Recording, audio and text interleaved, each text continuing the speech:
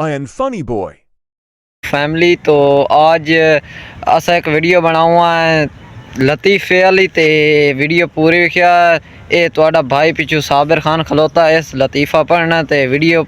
मुकम्मल विख्या। अगर लतीफ़ा पसंद है तो वीडियो ਨੂੰ लाइक ते चैनल सब्सक्राइब लाजमी करिया। ओ यार चैनल थोड़ी खराबी आ गई है, इस वजह तो 7 दिन बाद वीडियो अपलोड करनी है ते थोड़ी लेट हो गई ते पर जेड़ी हुण असा वीडियो अपलोड करसा यार तुस सपोर्ट करिया ते वीडियो मुकम्मल लाजमी। तो अस्सलाम वालेकुम दोस्तों बिरावो,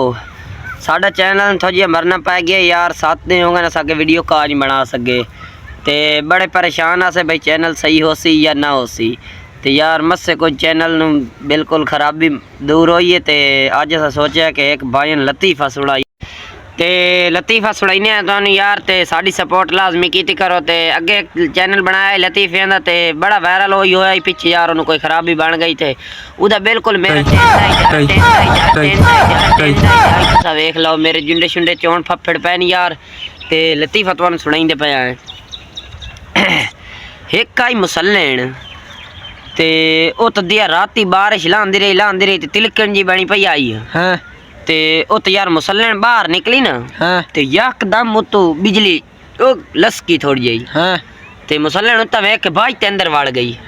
ये मुसल्लिन वाखे जने आखिस पिए मुसल्लिन वाखिस जने वेख ला अल्लाह साई ना मैनू अखी मरेंदा खला है ए तेरी खैर होवे मुसल्लिन पे आखे अल्लाह साई मैनू अखी मरेंदा खला है। हाँ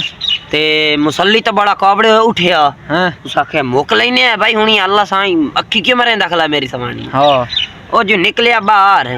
ते बनी पे आई रब्बी अठू तिलकन भाई मी जुवसदारी है। हाँ मुसल्ले नहीं निकल आई तो मुसल्ली बाहर निकल आया। हाँ ते उत्ता वेख के प्याखे अल्लाह साईं हाँ ई अल्लाह साईं करेंदा वधाई ते पैर तिल के डट्ठा ते बाह बाज गई उस जेले बाह बाज गई उस प्याखे अल्लाह साईं मुंह नाल गाल कर हथे क्यों पमना